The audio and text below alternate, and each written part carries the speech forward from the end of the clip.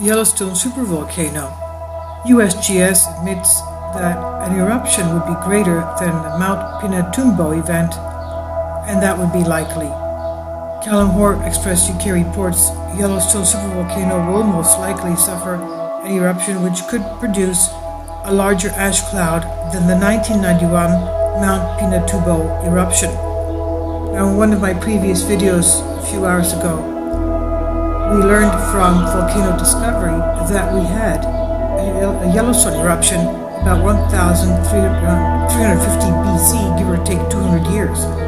That was the first time I had ever heard of that.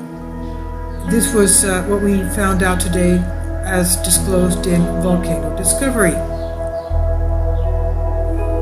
It was not as major as the 70,000 years ago eruption, but it was a lava eruption about 1,350 BC, give or take 200 years.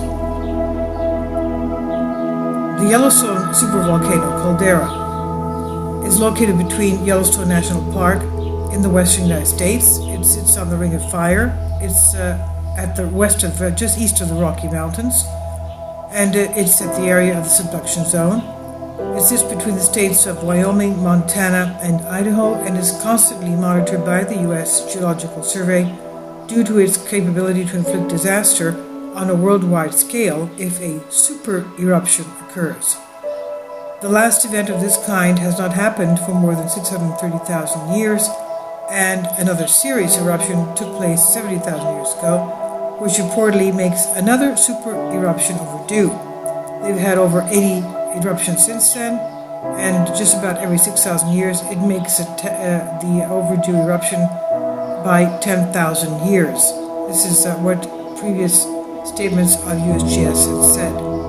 Now, the United States Geological Survey states on its website the most likely kind of eruption they expect to see in the future, and it reads, the most likely type of volcanic eruption at Yellowstone would produce lava flows of either rhyolite or basalt. These would be significant, but all of these would most likely certainly remain within the boundary of Yellowstone National Park. Since Yellowstone's last caldera-forming eruption, 640,000 years ago, about 30 eruptions of rhyolitic lava flows have nearly filled the Yellowstone caldera. This is about west and northwest and southwest of the Yellowstone Lake. About 72,000 years ago, 102 to 114,000 years ago, and to the south and to the north, and just west of the lake is about 164,000 years ago. Other flows of rhyolite and basalt, a more fluid variety of lava, also have been extruded outside of the caldera. The site went on to reveal that while an event of this nature would cause panic inside Yellowstone National Park, it would not have the devastating effects of a super eruption, of course, and it continued to explain an eruption of lava could cause widespread havoc in the park, including fires and the loss of roads and facilities, but more distant areas would probably remain largely unaffected. If rhyolitic lava flows do erupt, they could also include explosive phases that might produce significant volumes of volcanic ash and pumice. Such eruptions could range in size from smaller than the 1980 eruption of Mount St. Helens volcano, through which much larger than the 1991 Mount Pinatubo eruption. It comes after USGS reveals why scientists face a challenge over earthquake swarms, and just this past month of June, in one of my today's past videos on Yellowstone, the Yellowstone Volcano Observatory informed us that they had 2 earthquake swarms in June alone, and that the Steamboat Geyser had the record of eruptions in June. We've had up to 25 Steamboat Geyser eruptions up to now this year. Now, Yellowstone region is one of the most seismically active areas in the United States, experiencing about anywhere between 1,500 to 2,500 local earthquakes per year on average. The majority of these earthquakes are too small to be felt by humans, but they are detected by a sophisticated network of about 50 seismometers called the Yellowstone Seismic Network, YSN. But during the winter months, these monitoring systems face a unique issue. The site also revealed it's challenging to keep data flowing during harsh winter months because many of the transmission sites are on tall peaks that experience heavy snowfall and frigid temperatures, and seismometers sometimes go down for short periods of time because the solar panels or the antennas get covered in snow and ice, and therefore the monitors cannot work. Seismometers that go down during the winter may not be accessible until the spring. Now, unfortunately, we do have tremendous record eruptions of Steamboat Geyser. It's the biggest geyser in the world, and it's in the Norris Geyser Basin that has seen tremendous activity. We've also had the activity of the Ledger Geyser on the ledge of a hill. That's why it's called the Ledge Geyser, and that's been going off as well. And unfortunately, we don't have the thermal monitor working that they placed there. The new one that was placed March 19th, it worked for about a week and then it went down, and it's still not working to show us the temperature of Steamboat Geyser, unfortunately.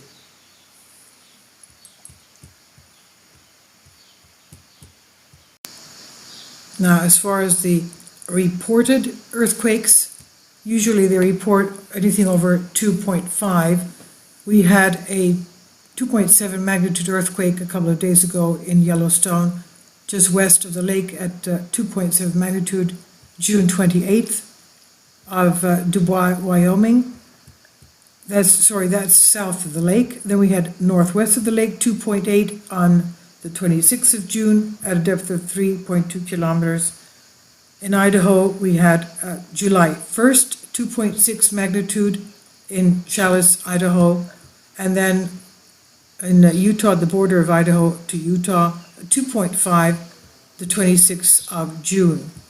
And we've had yesterday, just a couple of hours ago, a 3 magnitude of North Utah, July 2nd, but we've also had a number of fresh quakes, 3.4 Cobb, California, just off the coast, at a very shallow depth of 1.8 kilometers. At Fresno, we had a 2.9, again, July 2nd, at a very shallow 8 kilometers depth. And then we've had a double earthquake just south of Bakersfield. It's not double, actually, it's an earthquake swarm. I'm getting into okay, here it is. Maricopa Flats. It's actually a swarm of 5 earthquakes. 2.8 yesterday, July 2nd, at 8 kilometers depth in Grapevine, California. We had a bigger one of, that we have to go in more because if it's on top, it won't show it. The other one was 3.1, again at Grapevine, California, again July 2nd at 3:21 p.m., 3:03 p.m., and again at 3:40 p.m., 3.2 magnitude, and 3:12 p.m., 2.5 magnitude, and 3:22 p.m., 2.6 magnitude, all on the same day. 5 earthquakes, Grapevine, California. What can I say? It's rocking. And we do have geologists that say that we will be having a major earthquake in this area.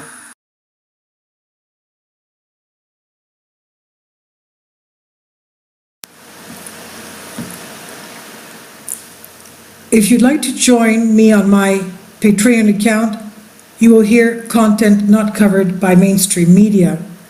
These riveting stories will be based on my research, and I will state my opinions and give my personal insight on diverse and controversial subjects and world events not covered by mainstream media, and not supported by YouTube guidelines. So whatever I have on my Patreon, most of those will not be on my YouTube channel. Please consider becoming a member today. More of the most significant and important videos will be on my Patreon channel. Your support helps me to continue my research and keeps this YouTube channel alive. And we depend on your support, your generous charity, because we help economically challenged families here in Athens, Greece, in Kapota, and we also help the young generation with university tuition and the community around our church. Thank you.